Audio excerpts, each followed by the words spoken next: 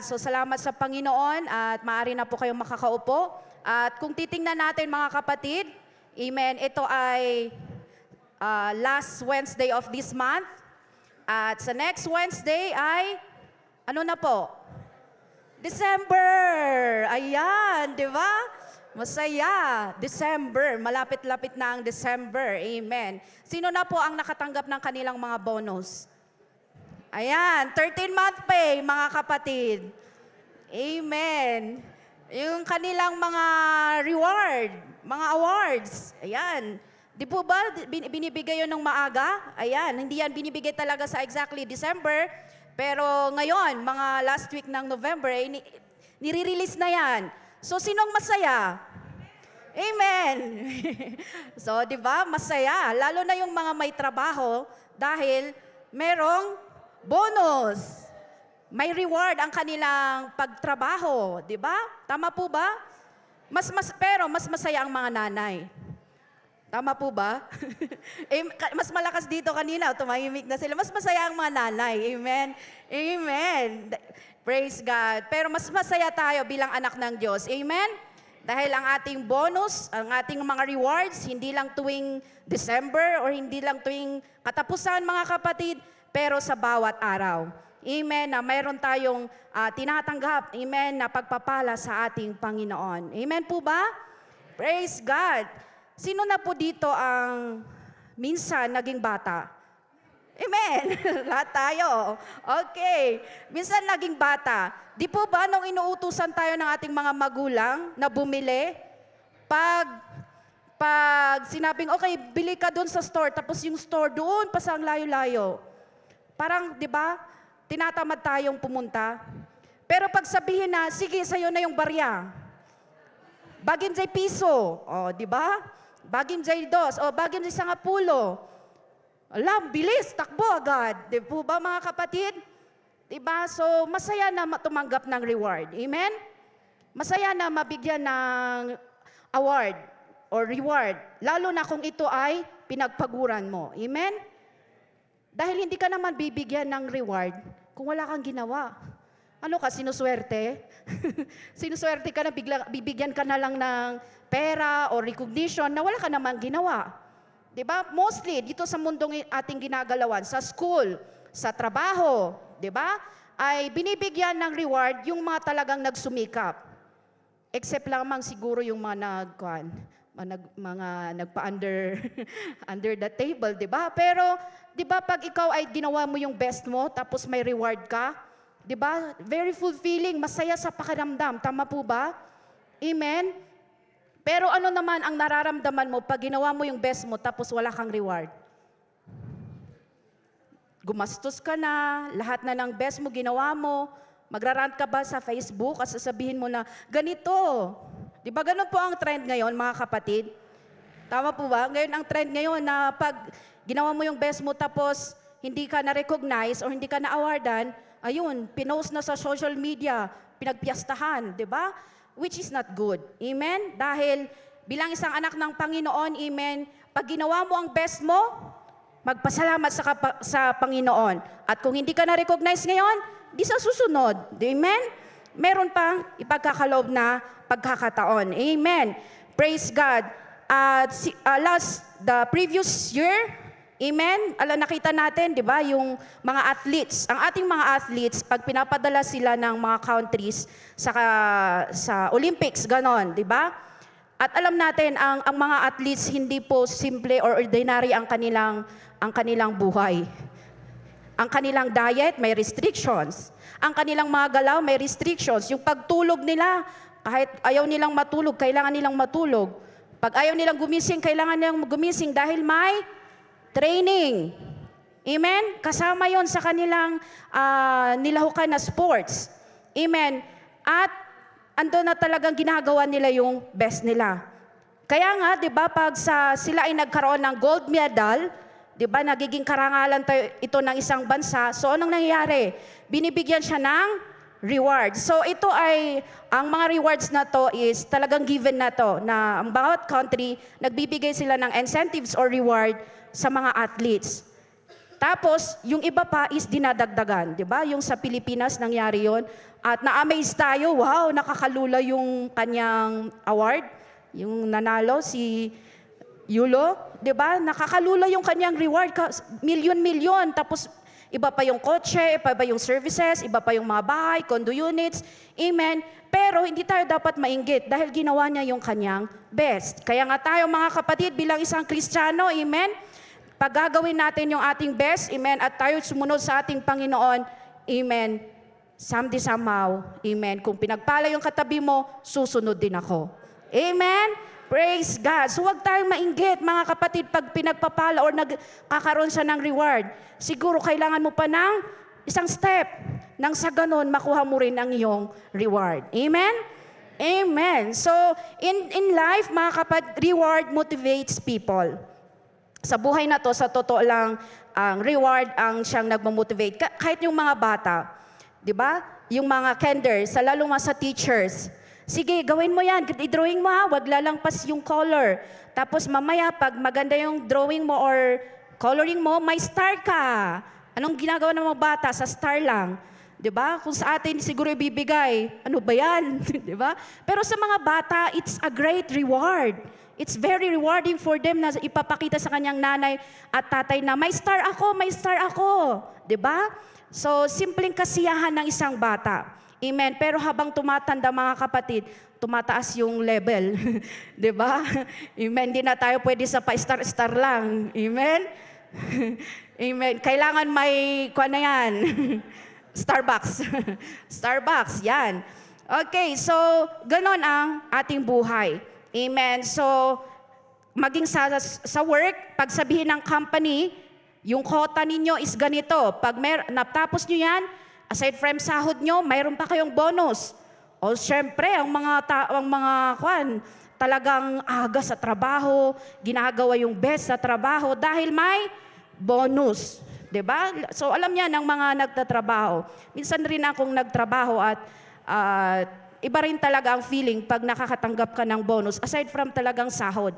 Dahil hindi na reward yung sahod talagang sahod yon. Pero, di ba kung may dagdag, may additional, di ba? Wow, may extra. Yan. So, yon mga kapatid. Bilang isang Kristiyano, mga kapatid, is, sabi nga natin, sa pagsunod is may reward or pagpapala. Yun nga, natakal niya ni Kuya Jojo nung nakaraang Wednesday. So may pagpapala. There is a reward in obedience. Amen? There's a reward in obedience.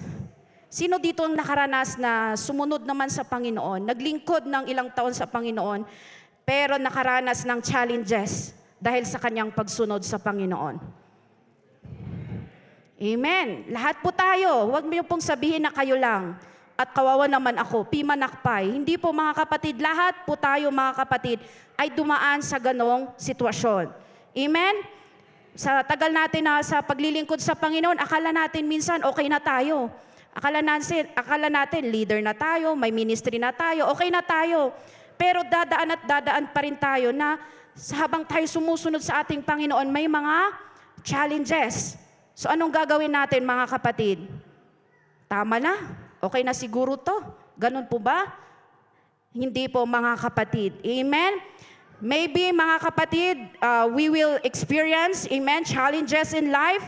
Amen. Pero sa gabing ito, pag-usapan natin, there is a reward in obedience. Mayroon pa ring reward. Yan. Ano yung reward or prize? Yan. Sa Tagalog na to. Gantimpala, ayun, may gantimpala sa pagsunod. Amen? Mayroon pa rin gantimpala sa pagsunod. Amen? Minsan nadidelay, pero hindi big sabihin na hindi darating. Meron pa rin gantimpala sa pagsunod. Sino naman dito, kung kanina nais naranasan ng challenges, sino naman dito po ang naranasan dahil sa kanyang pagsunod sa Panginoon, pinagpala? Taas kamay! Ayan, kung kulang pa yung isa, pati yung isa, di ba? Pati paa. Sa totoo lang mga kapatid, di natin mabilang yung gantimpala o yung pagpapala na natanggap natin dahil tayo ay sumunod sa Panginoon. Noong una, siguro nung hindi pa tayo gaanong malago or hindi pa tayo naglilingkod sa Panginoon, hindi natin ma-appreciate ang mga bagay na meron tayo. Pero nung naglingkod tayo sa Panginoon, dinaanan tayo ng mga pagsubok at problema at sitwasyon, doon natin naranasan na i-appreciate kung anong meron tayo. Di ba, Kuya Andres? Yung sa'yo, sakit lang ng paa, sa kanya, cancer. Ano? Gusto nyo hindi naman. Di ba? Minsan kasi feeling natin, pag yung sitwasyon natin is worst. Pero pag iikot tayo mga kapatid, may mas malala pala. Amen. At doon natin nakikita salamat sa Panginoon. Amen. Nandun pa rin pala yung kanyang pabor sa aking buhay. Andun pa rin pala yung pagpapala sa aking buhay. Amen. That's why as a Christian, obedience to God does not guarantee a life without trouble. It guarantees His presence, protection, and reward. Amen. Sa ating pagsunod sa ating Panginoon, hindi guarantee na dahil Kristiyano tayo walang problema or troubles or challenges, sickness, mga kapatid. Pero ang sigurado, mga kapatid, kasama natin ang Diyos. Ang sigurado, mga kapatid, andun ang protection ng Panginoon. Ang sigurado, mga kapatid, nandun ang reward ng ating Panginoon. Kung hindi tayo titigil, kung hindi tayo hihinto. Amen? Kaya anong gagawin natin? Magpatuloy. Sabihin mo nga sa katabi, magpatuloy tayo. Amen. Praise God. Magpatuloy tayo mga kapatid. We are not being punished, mga kapatid, pag may problema. Hindi po yun, mga kapatid. Alam natin yon. Hindi yun punishment. Amen? Because, amen, we are not being punished because we obey. Amen. Because ito lamang, because we are still living in this world. There is evil. Amen. Na kahit gusto natin gumawa ng mabuti, minamasama. Diba? Pero ibig sabihin, itigil mo nang gumawa ng mabuti? Hindi po mga kapatid, magpatuloy lang po tayo. Amen. Dahil may gantimpala na susunod sa ating buhay. Amen. Kung titingnan natin at babalikan natin ang mga naunang church, sa mga naunang Kristiyano, amen. Persecution is part of following God. Kaya nga, di ba, they are being persecuted.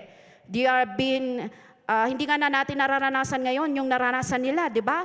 Dahil they are being martyred. Di ba? Yung mga naunang Christians. Pero ibig sabihin ba noon na hindi na tumigil sila, mga kapatid? Hindi. Kahit na sila ay inuusig, di ba? Kahit na sila ay sinasaktan, ang ilan sa kanila ay pinatay, pero nagpatuloy sila. Kaya nga, pasalamat tayo dahil nagpatuloy sila, nandito tayo. Amen? Dahil kung hindi sila nagpatuloy, wala na rin tayong, di ba, wala na yung salita ng Panginoon na mababasa natin, di na rin natin, wala tayong chance na makilala ang ating Panginoon. Pero salamat sa Diyos, nagpatuloy sila. Amen?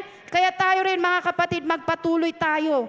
Dahil yung mga susunod na henerasyon, yung mga anak-anak natin, mga kapatid, amen, makikita rin nila ang kabutihan ng ating Panginoon. Na sa pagsunod natin sa Panginoon, amen, may gantimpala. Amen? Praise God. So obedience brings reward. Sabi nga sa Deuteronomy 28:2, and all these blessings shall come on thee and overtake thee. Wow. Pupunta sa'yo, i-overtake ka pa. Diba? If, yun lang, if. Ang if is conditional. Diba? If thou shalt hearken unto the voice of the Lord thy God. Kung ikaw ay sumunod sa salita ng Panginoon, anong mangyayari? Pag tayo sumunod sa salita ng Panginoon, it will come unto thee and overtake thee. Wow. Overtake. So sa mga driver, alam nyo yan, di ba? Pag nauna na kayo, na-overtakean nyo na lahat, di ba? Masaya. So yun po, di ba? So it will overtake thee. Even if blessings are delayed, God's promises are sure and unstoppable. At lalong higit, mga kapatid, di man natin makamtan lahat ng mga bagay sa mundong ito, basta mapunta tayo sa langit, malaking bagay na yon, malaking tagumpay na yon, malaking reward na yon, amen, sa buhay natin bilang isang Kristiyano. Amen po ba, mga kapatid? Praise God. The reward of obedience are blessings, benefits, outcomes God gives to those who follow and obey His word. Kaya nga sabi ng Isaiah na binasa natin kanina, if ye be willing and obedient, ye shall eat the good of the land. O di ba? So ibig sabihin, nandun na yung pagpapala. The good of the land is there. But, sabi nga dito, if ye be willing, kung gusto mo. So hindi yan pinipilit. Pero, di ba?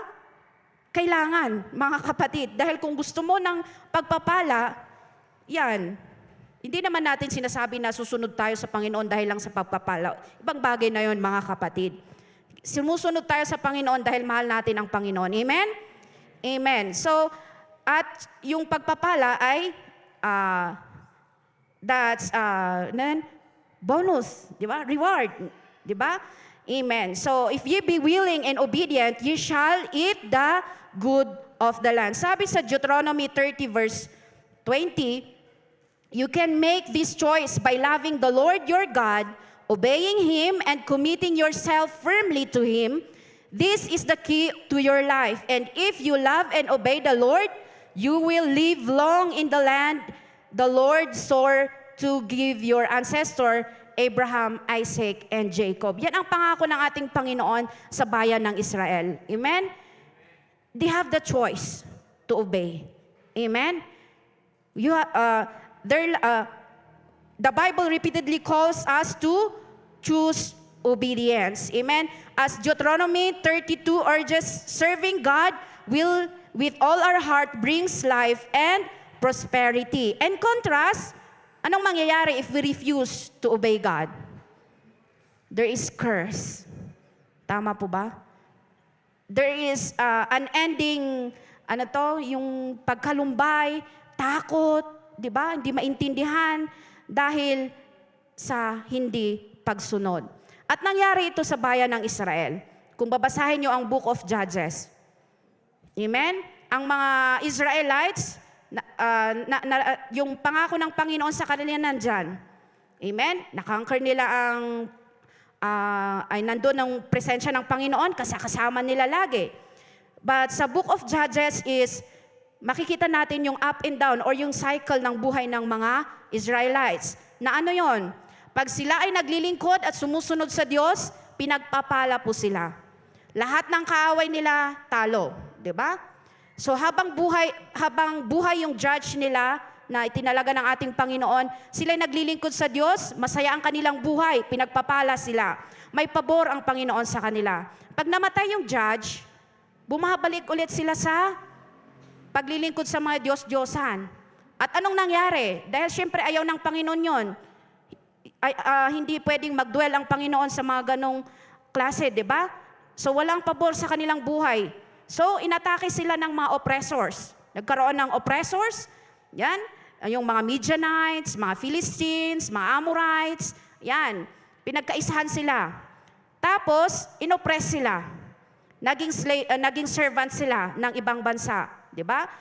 Tapos, nung nahihirapan na sila, naalala nilang Panginoon. At tumawag sila sa Panginoon. Alam niyo ang bait ng ating Panginoon. Amen. Dahil hindi lang po ito minsan nangyari sa kanilang buhay. Ilang beses po yan na cycle. Yan. So, nung tumawag sila sa Panginoon, anong nangyari?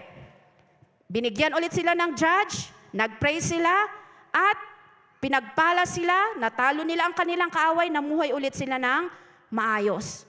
Amen. At doon din natin makikita, bakit naisulat ito mga kapatid sa Bible, nang sa ganun makita natin yung difference pag naglilingkod tayo sa Panginoon at walang tayo sa Panginoon. Pag hindi tayo susunod sa Panginoon. Amen? Na pag tayo susunod sa Panginoon, may pagpapala. There is reward. There is victory in our life. Pero, pag pipiliin natin lumayo sa Panginoon, anong mangyayari?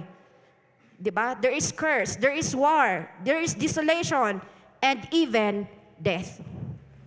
Diba? Nakakatakot. May kamatayan. Amen? Amen sa hindi pagsunod sa ating Panginoon. Tingnan natin si Saul, si King Saul. Amen? Si King Saul ay pinili ng mga Israelites to become king. So after the judges, ayan, nag-request sila na magkaroon ng king. So, ang napili nila si King Saul. Dahil si King Saul matangkad, guwapo, ayan, matipuno. So, kaya-ayang tingnan. So, siya ang pinili. Amen? So, pinili si King Saul. At though pinili siya ng mga tao, andun pa rin, the presence of God dwelt in him. He was being anointed. Kaya nga kahit si David, wala siyang karapatan na patayin or gawa ng masama yung inanoint ng Panginoon, di ba? Touch not the anointed.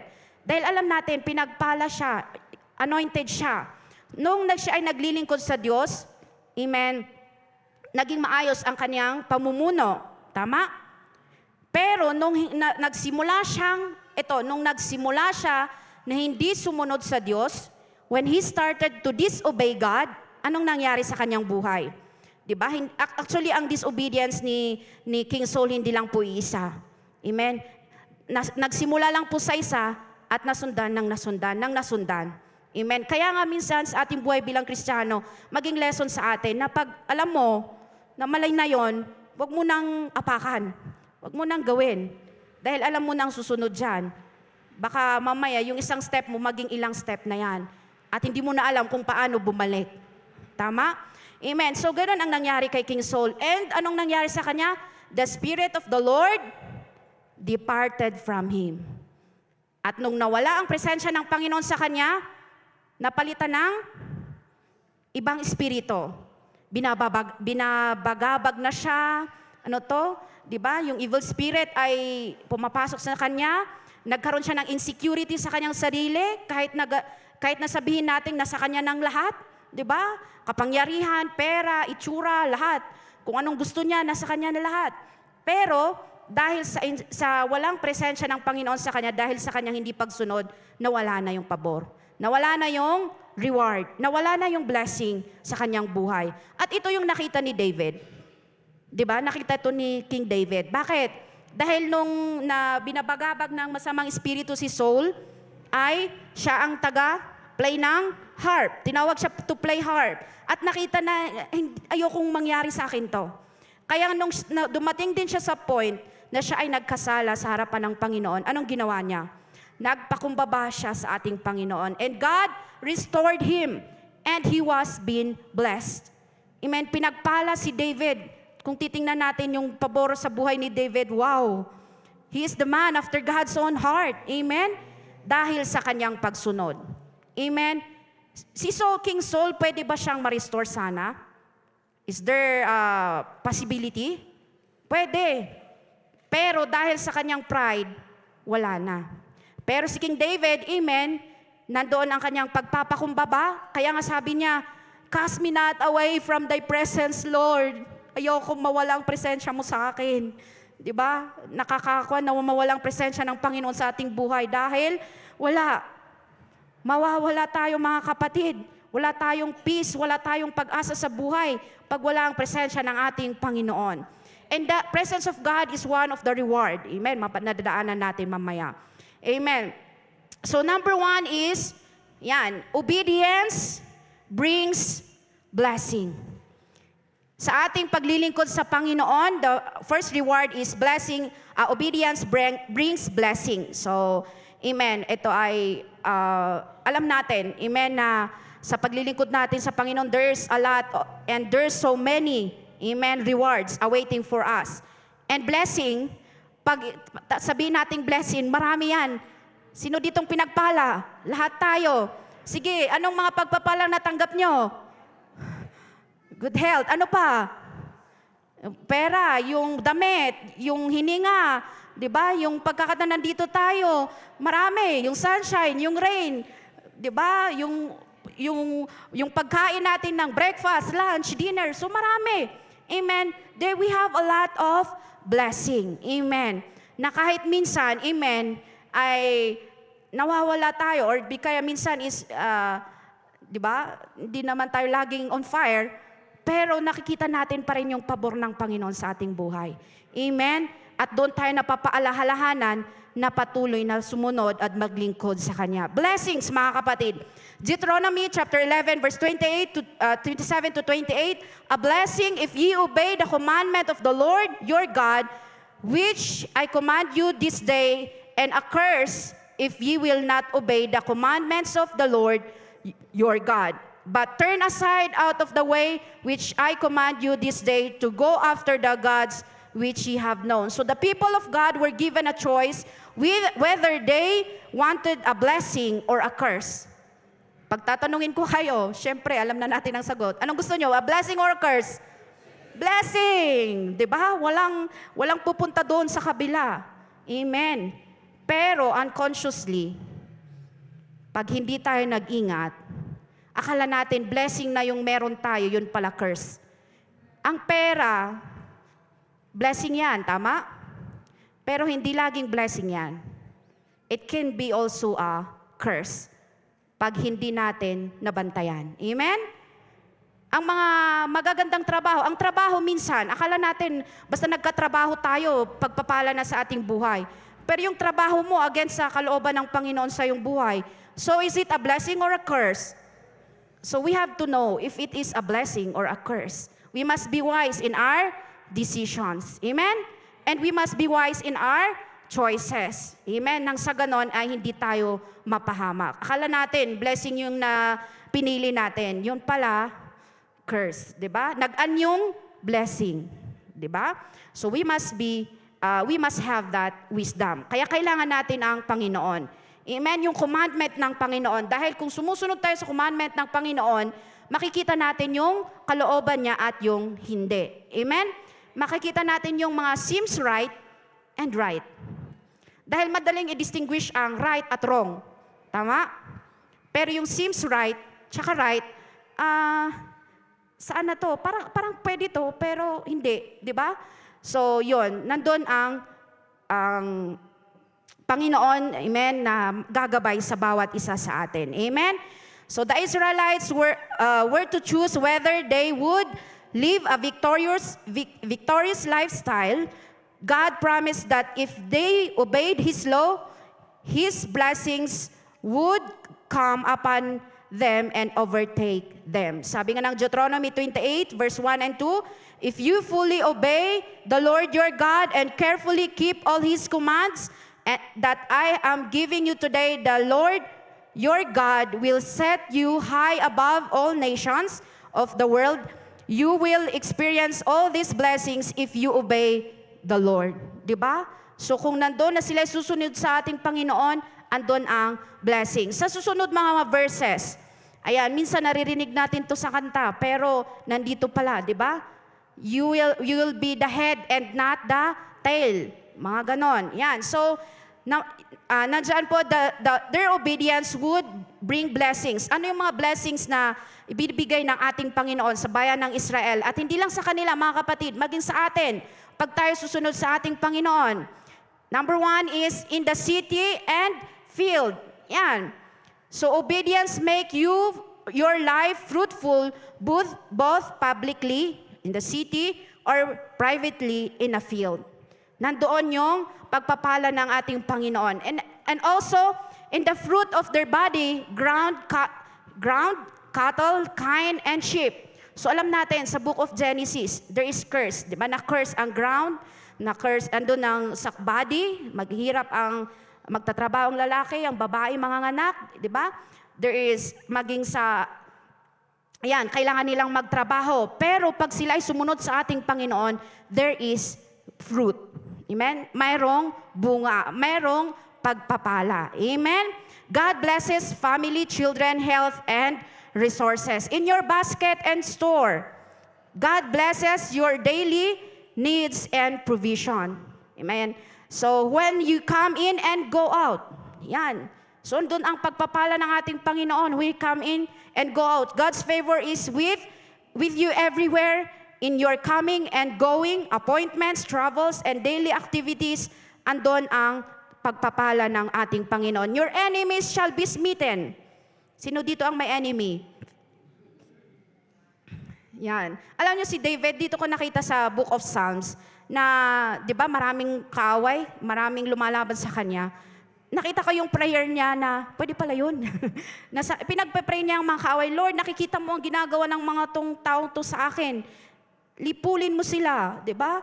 Ikaw ang bahala sa kanila, di ba? So hindi si David ang nag-revenge, bahala na ang Panginoon sa kanila, di ba? So your enemies shall be smitten. Kaya nga sabi ng Panginoon, vengeance is mine, saith the Lord. Amen? God will fight for us. Amen. If we obey Him. You will be plenteous in goods. Obedience produces abundance. Amen.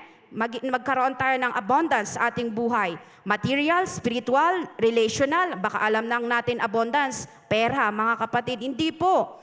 Amen? Yung spiritual natin, di ba? Yung relationship natin sa bawat isa. Yung emotional natin, yung mental natin. Amen?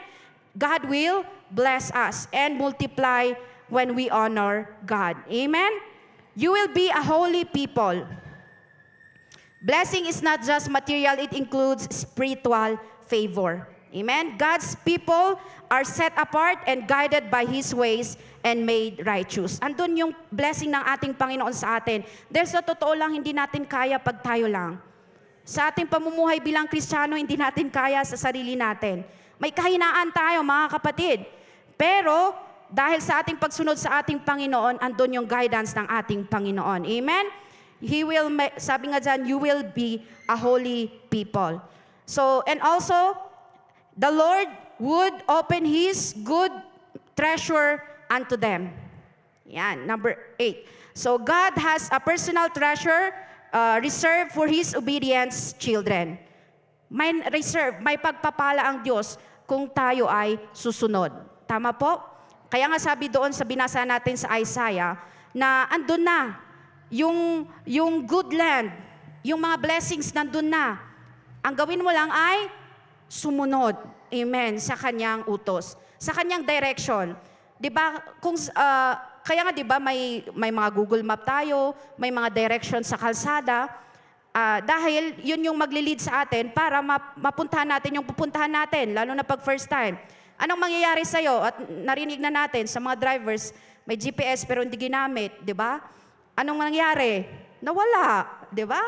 Imbes na mapunta doon sa pupuntahan, napunta doon sa kabila, 'di ba? Iba yung napuntahan. So, yan. So it will direct us. If we obey, God will direct us. Amen? It would rain on your crops in the right season. Sabi dyan sa verse 12. Amen. Sa next slide. Ayan. It would rain on your crops in the right season. Amen? Yan. So God ensures provision at the perfect time. May perfect timing, amen, sa ating, pag tayo naglilingkod sa Panginoon. Timing matters in life. Obedience aligns us with God's timing for success and fruitfulness. Amen. Bakit yung iba nauna ng pinagpala? Bakit ako hindi pa? Hindi mo pa panahon, mga kapatid. Amen? Huwag kang magmadali. Huwag kang mag-shortcut. Dahil, anong sabi sa Ecclesiastes chapter 3? To everything there is a season and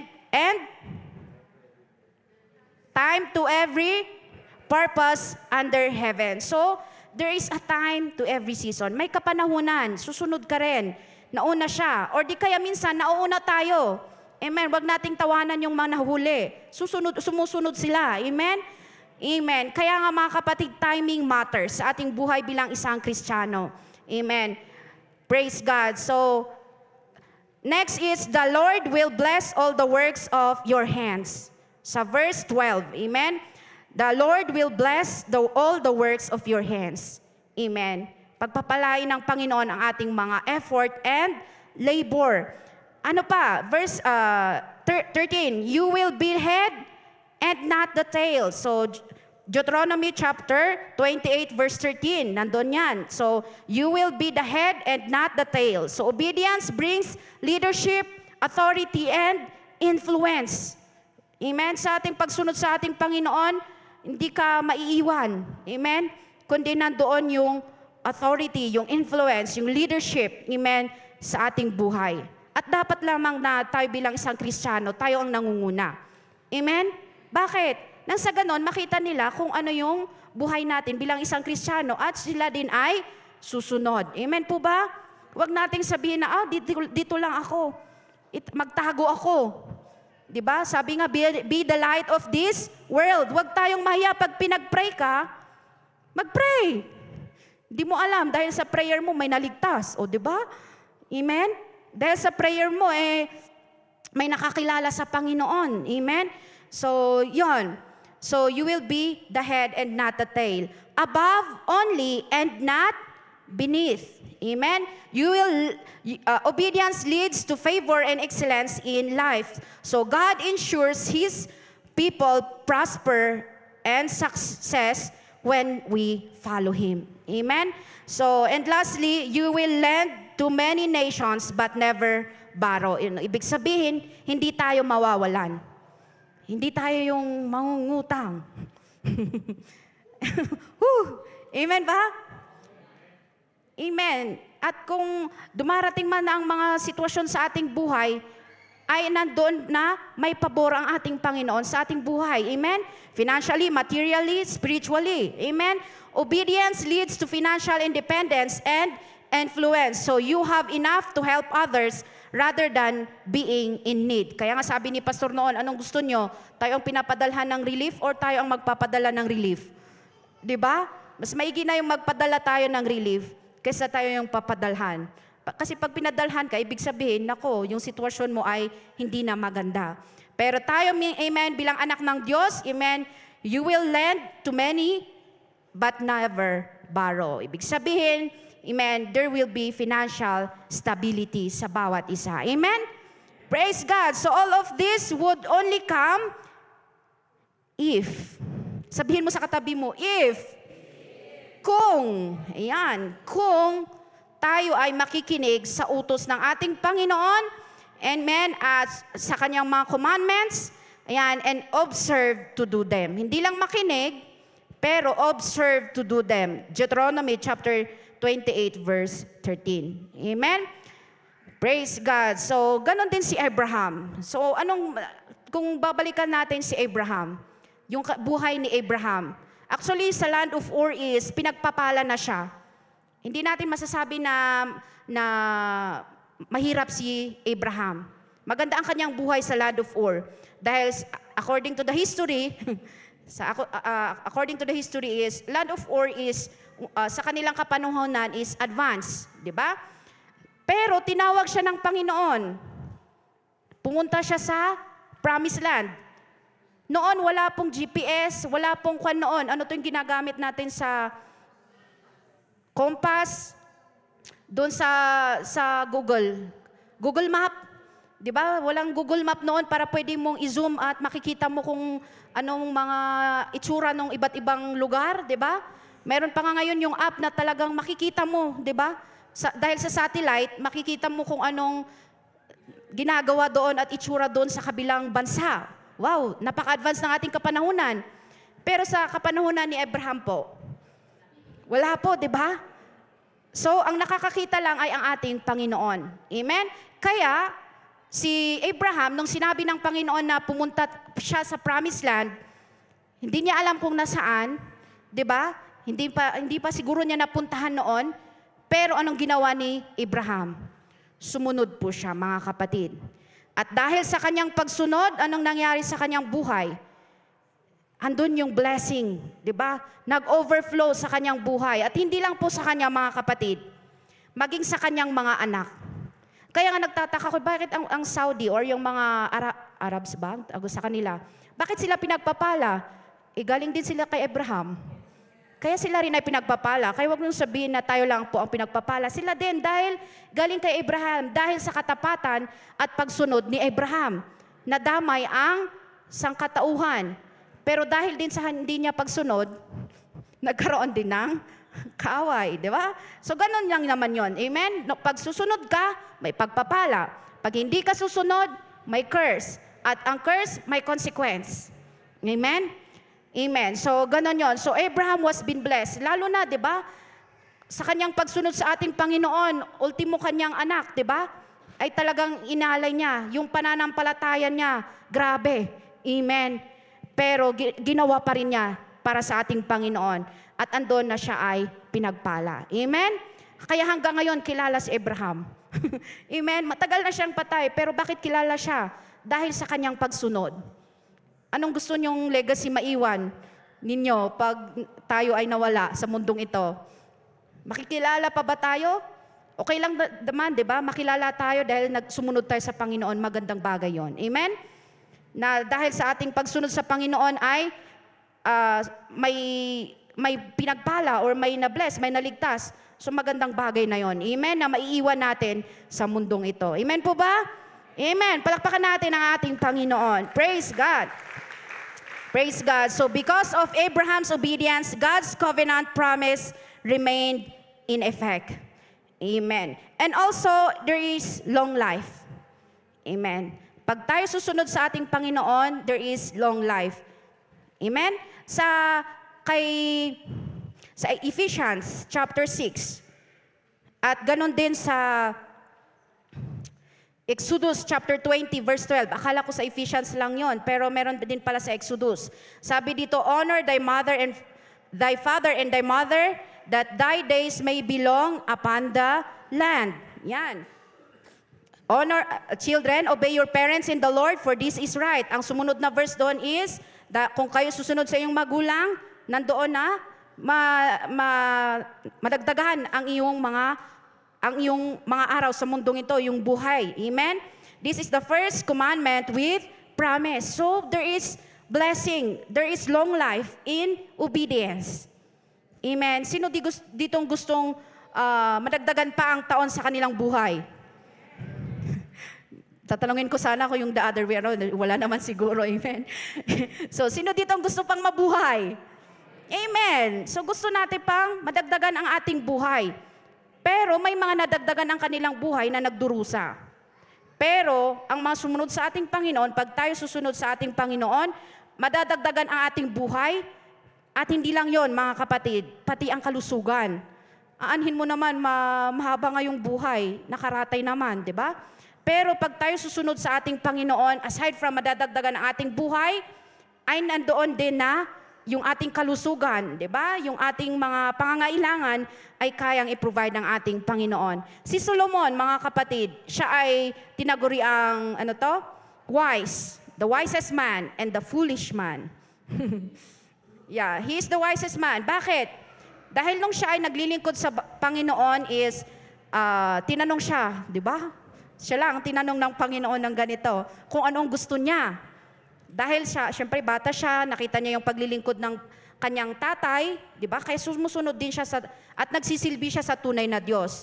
So, ang ihiningi niya ay wisdom and understanding to lead the people. Hindi siya humingi ng kayamanan, hindi siya humingi na patayin mo Lord yung mga kaaway ko. Hindi yun ang hiningi niya. Pero wisdom and understanding to rule, di ba? Para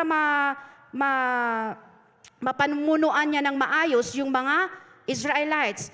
At dahil doon ay pinagpala siya ng ating Panginoon. Anong sabi ng Panginoon sa kanya? Sa 1 Kings 3:14, and if you will walk in my ways to keep my statutes and my commandments as thy father David did walk, then I will lengthen thy days. Yan.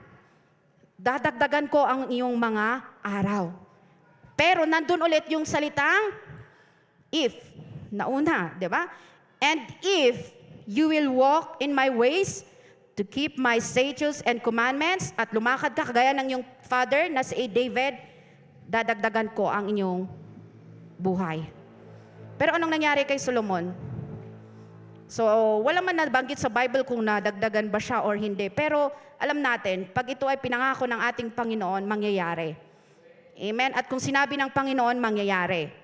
At kung naglingkod ng tapat si Solomon sa kanyang mga huling araw, di ba? Andun yung blessing ng Panginoon sa kanyang buhay. Amen? Kaya nga yung wisdom hindi tinanggal ng Panginoon sa kanya. Yung mga ibinigay sa kanya hindi tinanggal. Dahil ganun ang ating Panginoon. Amen? Praise God. Kung ano ang kanyang sinabi, yun ay kanyang gagawin. Amen. So the gift of wisdom was not a guarantee that Solomon would always live a godly lifestyle. That is why God emphasized that as long as, amen, as long as you will live, amen, and as long as you will walk in my ways, I will lengthen your days. Amen. So kung gusto nating mabuhay ng matagal, kagaya ni Apong, di ba? Hanggang ngayon, ang mga mas bata pa kay Apong, Nasaan kaya sila ngayon? Siguro nandun sa higaan or ano. Pero si Apong 95 years old. Yan, wow. Alam niyo kung kaya pa, noon nung estudyante pa kami at kahit nung staff na ako, nung nandito na sa Bible School, sumasama pa talaga siya, nagpa-pray dito, ang kanyang favorite na linuluhuran. Ayan. Lumuluhod, gumigising ng alas 5 ng umaga para mag-pray. Para pag-pray tayo. Amen? Kaya andun yung pagpapala ng Panginoon sa kanyang buhay. Amen? At hindi lang siya, mga kapatid, kaya nga kung tapat tayong naglilingkod sa Panginoon, hindi lang po ikaw ang pagpapalain, kundi ang mga taong nakapaligid sa'yo. Amen? Lalong higit ang iyong pamilya. Amen?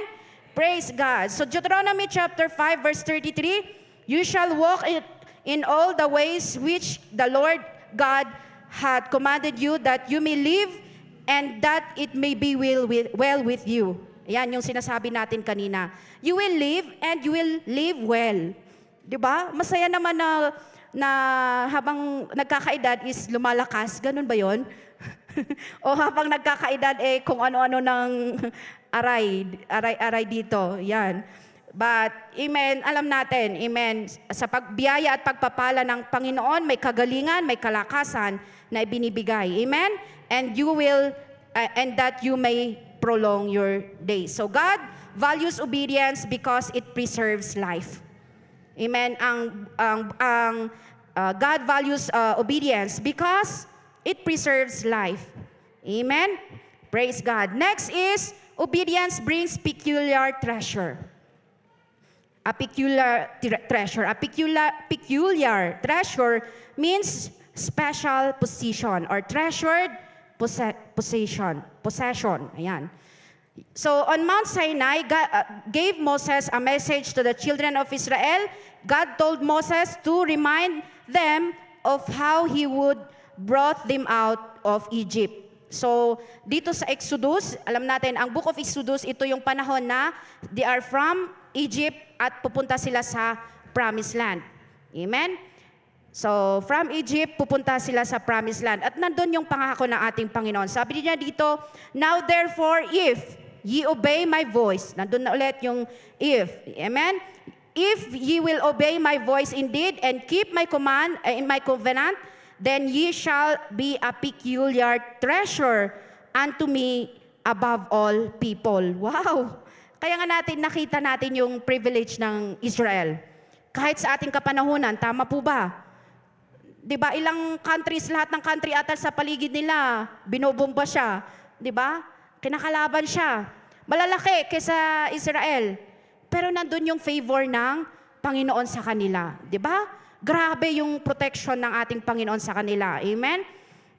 So, yan. Because the peculiar treasure, they are being treasured. At ganun din sa atin, sa church. Amen? If we continue to obey the Lord, amen, we will be His peculiar treasure. Sabi nga doon is, you are like a pearl, di ba, in a field. Na yung isang merchant is, yung kanyang ari-arian, binenta niya lahat just to purchase that field. Bakit? May nakita siyang treasure doon. 'Di ba? Kaya binigay niya na lahat para lang makuha yung field because there is treasure in it. At amen. At ganun ang ating Panginoon. We are His treasure. Nakita niya tayo, mga kapatid. Kaya nga, 'di ba, hindi siya nagdalawang isip. Amen, that He would give His life just for us. Amen. Grabe yun, amen, dahil ibibigay. Sino dito ang kaya mo na ibigay yung buhay mo para lang dyan sa katabi mo? Dyan sa katabi mo. Di ba? Parang sa bilang tao is, bahala ka dyan, di ba? Pero ang ating Panginoon, amen, hindi siya nagdalawang isip. He did not have that double mind, amen, kundi talagang binigay niya, amen, ang kanyang buhay just for us because we are His peculiar treasure. Sabi nga dito, amen, sa 2 Corinthians chapter 6 verse 17 to 18, wherefore come out from among them and be ye separate, saith the Lord, and touch not the unclean thing, and I will receive you and will be a father unto you, and be ye my sons and daughters, saith the Almighty God. We are the sons and daughters of the Lord. Amen? Alam niyo sa Book of John din is nakasulat doon is dati kang anak ng kaaway. Tama? Doon yun. Hindi ko makuha yung verse. Pero you are the son of the devil.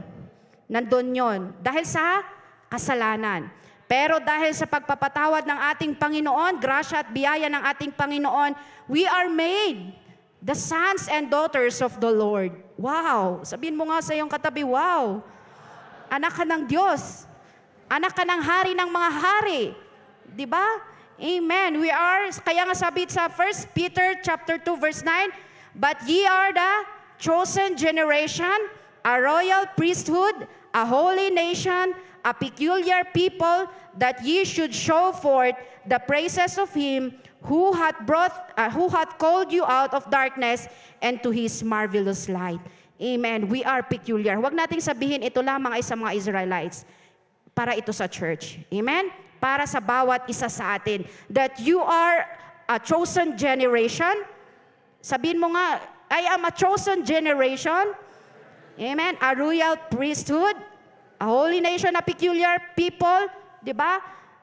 Tayo ay special. Amen? Special possession ng ating Panginoon. Special treasure ng ating Panginoon. Sa Book of Psalms, may nabasa ko doon na apple of the eye ng ating Panginoon. Amen? Ang mga taong naglilingkod sa Kanya, they will be the apple of the eyes of the Lord. Amen? Amen. And next is, obedience brings salvation. Sa kapanahunan ni Noah, ano kaya kung kayo yung si Noah? Sasabihin ng Panginoon sa'yo, gumawa ka ng arka. Hindi sa dagat, doon sa taas ng bundok. Diba? So, parang it doesn't make sense. Sabi nga ni Kuya Jojo nung nakaraan, ang pagsunod sa Panginoon minsan, it doesn't make sense. Parang, tama ba itong gagawin ko? Susunod ba ako? Parang out of order. Parang ganon, di ba? Pero pag ito ay sinabi ng Panginoon, sumunod lang tayo. Amen? Si Noah, sumunod siya. Pinagtatawanan siya, kinukutya siya, pati ang kanyang pamilya. Pero anong nangyari nung nagkaroon nga ng, totoo nga yung sinabi ni Noah? Kasi si Noah that time, sabi nga, is sa kanyang kapanahonan, perverse generation. Malala yung henerasyon na yon sa kapanahonan ni Noah. At si Noah lang ang nakitaan ng, and Noah found grace in the sight of the Lord. Diba?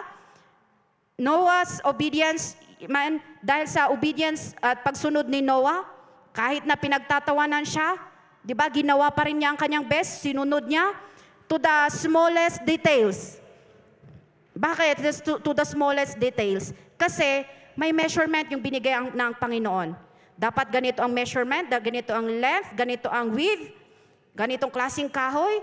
So lahat may instruction ang Panginoon. So hindi lang po madaling gawin yung arka. May measurement po yun. Basahin niyo po sa Bible. Specific. So ang ating Panginoon, mayroon siyang mga specific instruction sa bawat isa. Yung instruction sa Kanya, iba sa'yo. Kaya huwag kang mainggit, ba't mas madali sa Kanya, parang sa'yo mahirap. Di mo alam, baka yung susunod na step, mahirap pala, di ba? So, ganon yon. Hindi naman tayo bibigyan ng Panginoon ng bagay na hindi natin kaya. Amen?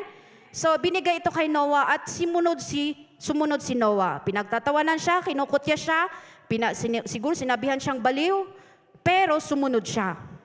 At nung natapos na ang arka, di ba? Nagkaroon na ng ulan, doon na sila sa loob. Anong ginagawa ng mga tao? Papasukin mo kami. Di ba? Anong kanta yun? Ng mga kinakanta ng mga bata. Di ba? Papasukin mo kami, nalulunod na kami. Pero hindi pwede. Ang sabi ni Noah ay, hindi pwede, pagkat ang arka ay sarado na. At hindi siya ang nagsarado nun, ang Panginoon. Amen? Kaya ang Panginoon ang nagsasara at nagbubukas ng mga pagpapala sa ating buhay. Amen? Amen. So wala na silang chance. Pero si Noah at ang kanyang pamilya, dahil sa kanilang pagsunod, naligtas sila. Amen? So ganun din sa bawat isa sa atin. Pag tayo ay susunod, nandun ang kaligtasan. Amen? Pag tayo sumunod sa ating Panginoon, di lang kaligtasan ng ating kaluluwa ang nakataya dyan, pati rin kaluluwa ng mga ating mga anak, pamilya, at mga susunod pang henerasyon. Amen? So Hebrews 5:9, He became the source of eternal salvation for all who obey Him. Amen? Na sino man ang sumunod sa Kanya is nandoon na magkaroon ng kaligtasan. And next is number 5, the presence of God. If we obey, obedience brings the presence of God. Sino dito ang minsan na naranasan na parang, nasaan ka, Lord? Tumingin sa north, to the south, to the east and west, parang wala. Di ba? Sa Bible meron ganon, may Bible character na nandoon na tumingin siya sa north, wala. Sa south, wala din. Sa east, sa west, parang wala.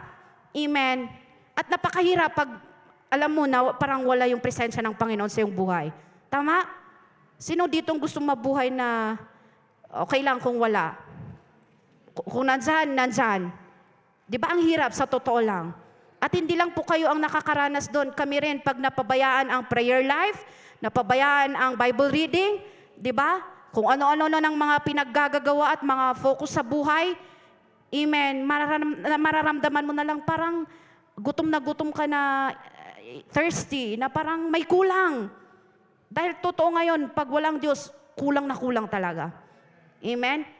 Hindi tayo pwedeng mabuhay na walang presensya ng Panginoon. In the presence of the Lord, there is fullness of joy. Amen?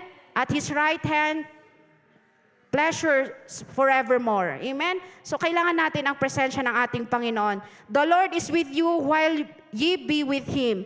And if you seek Him, He will be found of you. But if you forsake Him, He will forsake you. So there is a warning.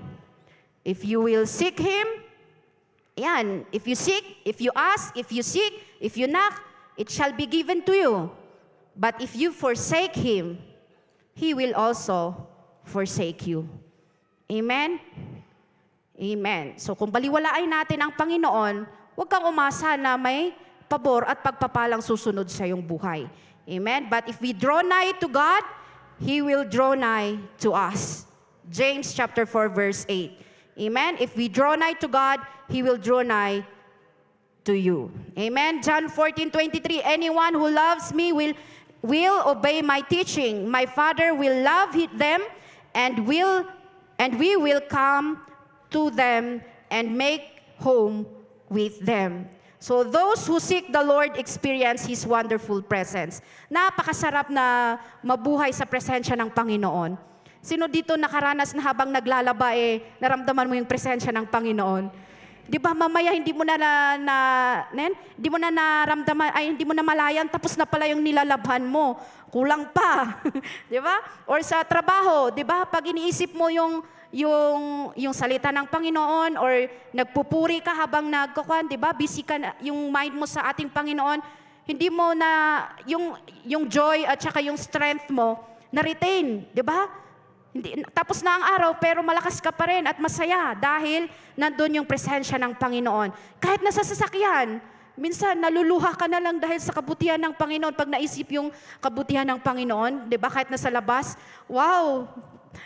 Kung hindi ka lang nahiya sa katabi mo siguro, nagmurag kay Zion, di ba? Pero dahil sa presensya ng Panginoon, iba yung pakiramdam pag nandun yung presensya ng Panginoon. Amen? Yung time na, yung isa sa hindi ko makalimutan noon is nung sa, chain prayer na nandito, tapos talagang hindi ko na alam kung paano tumigil.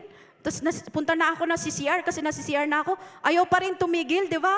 Ang saya na maramdaman yung mga ganong pagkakataon na hindi mo alam kung paano pigilan. Kasi hindi mapigilan, mga kapatid. Pag nandyan ang presensya ng Panginoon, iba ang saya. Amen? Amen. Praise God.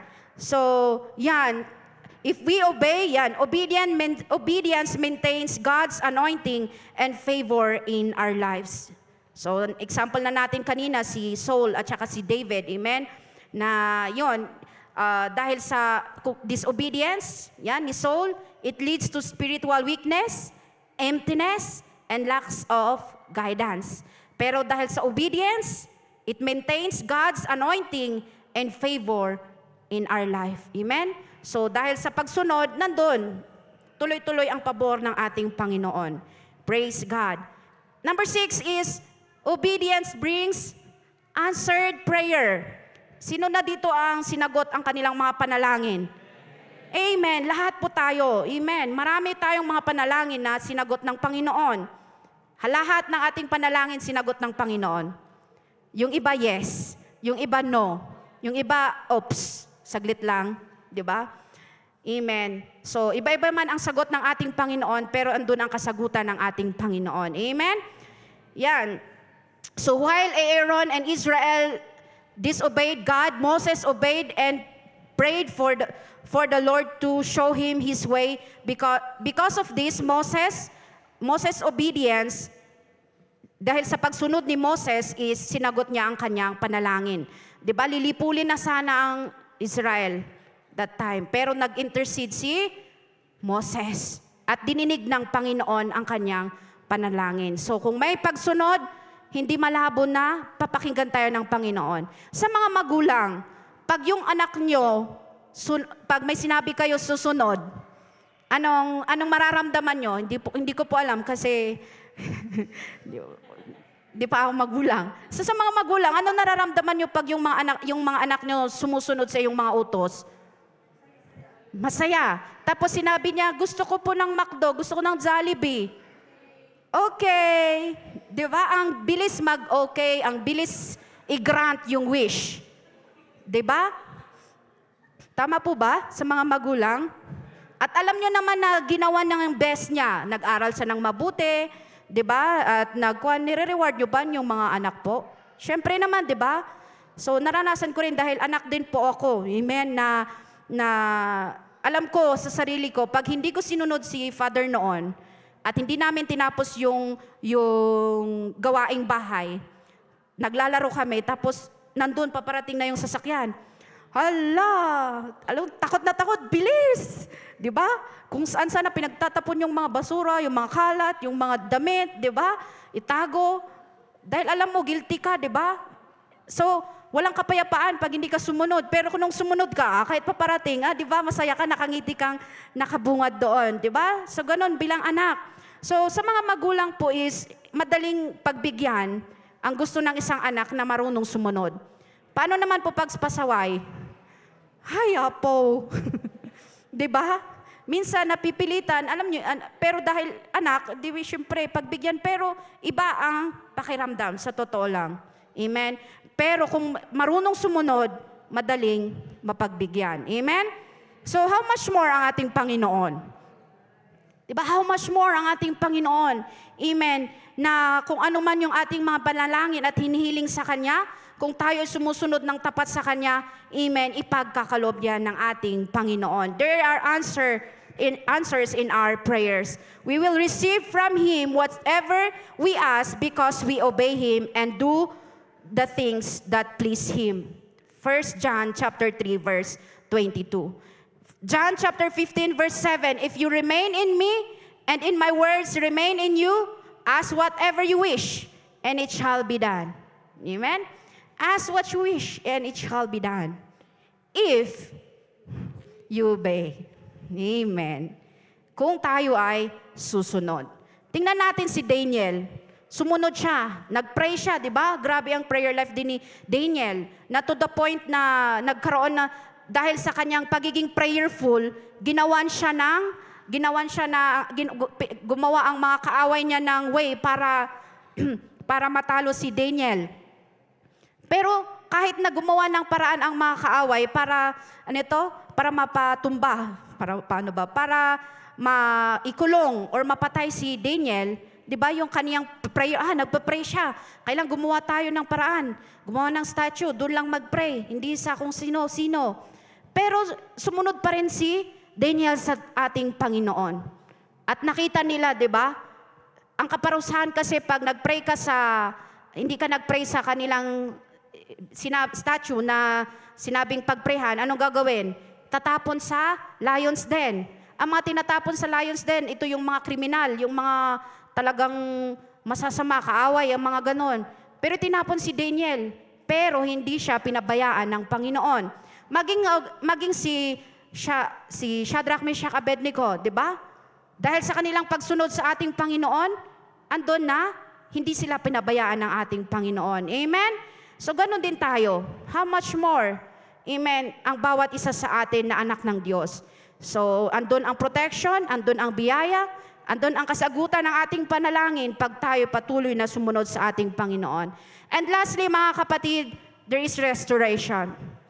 Amen? In obedience, it brings restoration. Habang tayo lahat ay tumatayo, mga kapatid, praise God. Alam na alam natin, amen, sa Jeremiah, at kinu-quote natin, Jeremiah 29:11. For I know the thoughts that I think toward you, saith the Lord, thought of peace and not of evil, to give you an unexpected end. Amen. Bago na kuha ng Babylonian ang mga Israelites, amen, or ang Judah, completely ang Judah at Israel, amen, nandun ang pangako ng ating Panginoon that He would just stay in Babylon for 70 years. At nandun ang pangako ng Panginoon ng restoration. Amen. Kaya nga sinabi niya itong Deuteronomy chapter 29 verse 11 to 14. Amen. For I know the thoughts I have toward you, saith the Lord. Thought of peace and not of evil, to give you an unexpected end, that shall ye call upon me, and ye shall go and pray unto me, and I will hearken unto you, and ye shall seek me and find me, when ye shall search for me with all your heart. Sabi sa verse 14, and I will be found of you, saith the Lord, and I will turn away your captivity, and I will gather you from all the nations, and from all the places whither I have driven you, saith the Lord, and I will bring you again into the place which I caused you to be carried away captive. So God is the God of restoration. Amen. May mga pagpapala na maaring kinuha ng kaaway, amen, sa ating buhay. Dahil minsan ay dumaan tayo na hindi tayo sumunod. But still, mga kapatid, andun ang grasya ng ating Panginoon. Amen. Andun pa rin yung magandang plano ng ating Panginoon sa ating buhay. If we obey. Amen. Kung patuloy tayo na sumunod. Na kung sumunod tayo noon, mas lalo tayong sumunod ngayon. Nalalapit na ang pagbabalik ng ating Panginoon. Amen. God can restore what the enemy had stolen. Amen. He can restore our joy. Amen. Na minsan nawawala, mga kapatid. Magpatuloy lang tayo, mga kapatid. Kayang i-restore yan ng ating Panginoon. Amen. Whatever, amen, our situation, mga kapatid, amen, kaya tayong ibangon muli ng ating Panginoon. Amen. Because God is the God of restoration. Amen. If we seek Him, if we will ask, if we will knock, mga kapatid, nandyan lagi ang ating Panginoon. Amen. Ano man pangangailangan natin, nandyan lang ang ating Panginoon. May mga nakalaan na pagpapala, amen, sa ating buhay. Amen. Ang gawin lang natin ay sumunod. Maaring nagtatanong tayo, Lord, ang tagal-tagal ko nang pinapalangin to. Tagal-tagal ko nang ninanais to. Bakit Lord? 'Di ba? Kailangan natin, mga kapatid, siyasatin ang ating sarili. Amen. Ipasiyasat natin ang ating mga puso sa ating Panginoon. Ano ang kulang? Baka minsan, mga kapatid, amen, akala natin na sa kalooban tayo ng Panginoon, yun pala, iba. Amen. Ibang landas. Amen. Kaya kung gusto nating mai-align, amen, ang ating mga plano sa kalooban ng ating Panginoon, magpasubmit tayo sa ating Panginoon. Sumunod tayo, amen, sa ating Panginoon. Amen, mga kapatid. Minsan, kagaya ni Noah, parang iba. Parang hindi ito ang sa aming kapanahunan. Parang hindi ata ito uso ngayon. Pero mga kapatid, sumunod lang tayo sa ating Panginoon. Choose obedience today, mga kapatid, and watch God's promises become reality in your life. Amen?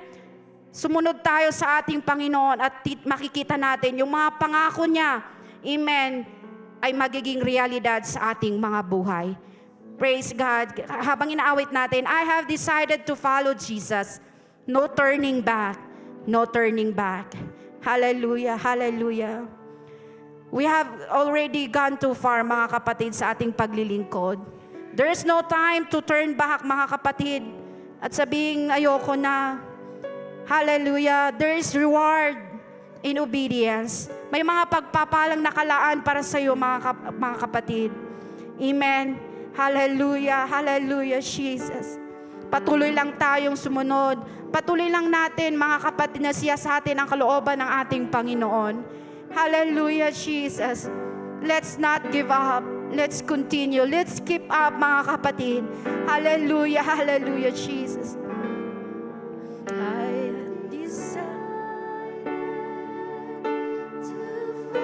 Yes, oh God, hallelujah.